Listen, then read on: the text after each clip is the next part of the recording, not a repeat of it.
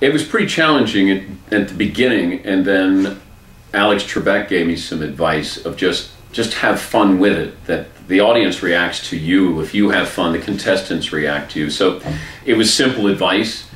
I wanted to be perfect, and I was trying to be as good as a guy who's done it for 32 years in Alex, and I was trying to live up to those standards, and they just said, relax, have fun with it. And the clues are great, the people are great, the contestants get, the sort of the attitude, the atmosphere. That's what makes it enjoyable. Plus, I'm learning stuff as I go along. I mean, this clue crew that they've got, they're impressive. I think I know sports. I get humbled every show. What's the process like to prepare for it? I mean, do they have the questions stored away in a vault, and then they bring it down here? I can't get them until I come into Sports Jeopardy. I can't, there's no hint, there's no nothing. They don't put anything in written form. Nobody even verbalizes anything. You come in, you sit down, I see the clues. And then when I come down, get ready to do the show, they take the clues out. There's no, like, let's just leave it around here, like found money. But that's what I love about it. They take it very, very seriously. And how often do you find yourself trying to answer the questions while you're reading them? Well, I already know the answers, but I love watching the body language of those who they're not quite sure or they have no clue. There's times when I think I know the answer when I'm reading it, and then I realize I don't. So I probably know 80% of them, which is not a bad ratio, but there are people who know far more than that. Have you noticed anything with some of the contestants? Maybe it seems a lot easier if you're doing it playing from home or in the audience, and then once you get on stage, you're kind of spooked?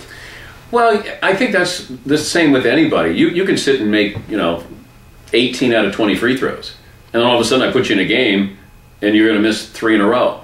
It's just, you're in the moment, it's real, people are watching, you can be humbled, you can be embarrassed, you're competing with people, there's competition, so there's a lot of things that go into it. We've all sat back and go, oh, I know that. When I watch Jeopardy, it's amazing the number of categories I'm great in.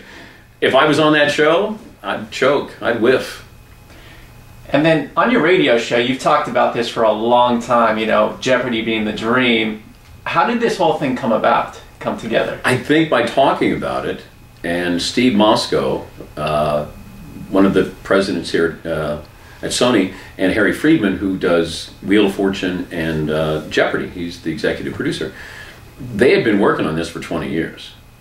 And I just started talking about Jeopardy, and that's the game show that you can host, and you're proud of hosting it and what you're doing. And next thing I know, they said, we're thinking about doing a Sports Jeopardy. And I go, hello, hello, and that was it. It was that simple. But they had waited for the right person at the right time, and I'm just lucky that. And they listened to my radio show, which was interesting.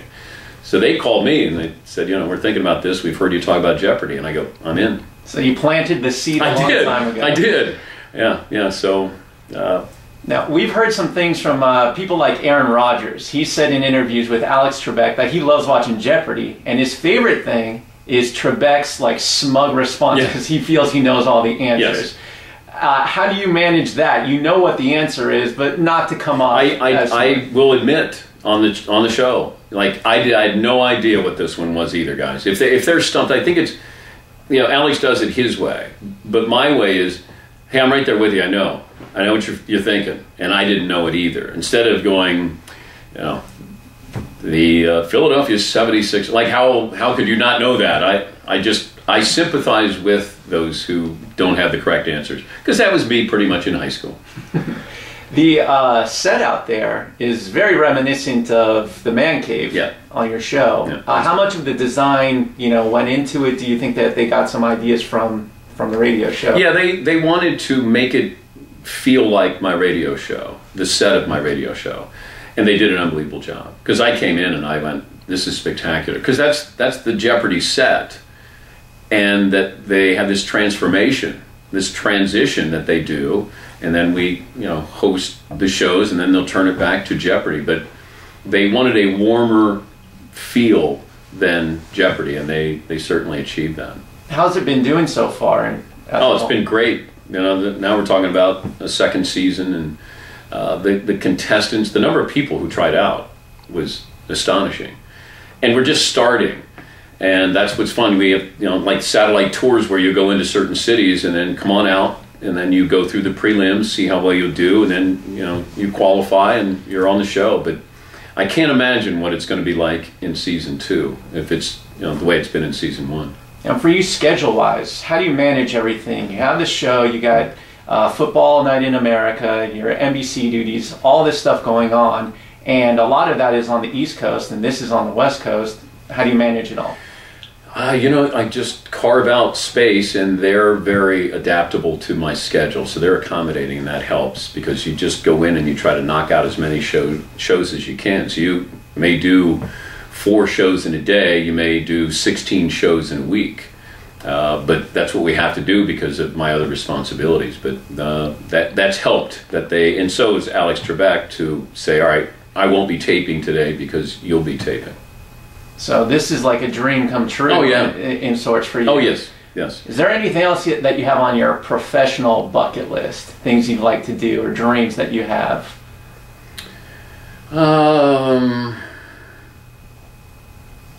No. I'm not with what I'm doing in sports. I wanted to host the Olympics.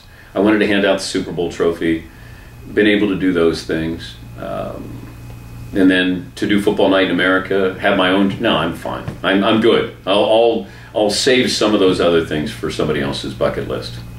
Now, the one thing that you don't have in this format so much that you do in NBC and also in your radio show is people to play off of quite the same way. Do you find yourself trying to relate and bring something out of the contestants, and that's your way of doing it?